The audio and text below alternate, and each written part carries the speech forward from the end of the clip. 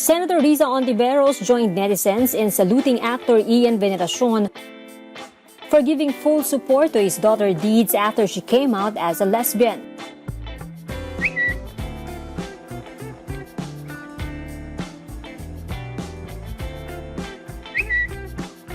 Veneracion narrated his daughter's coming out story in the TV morning show Magandang Buhay.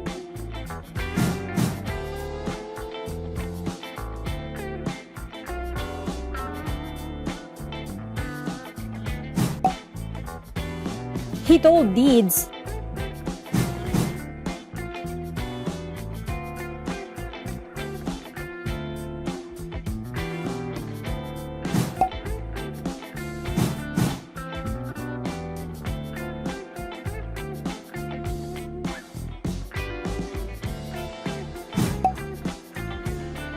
like Hontiveros, netizens tweeted admiration for Veneracion.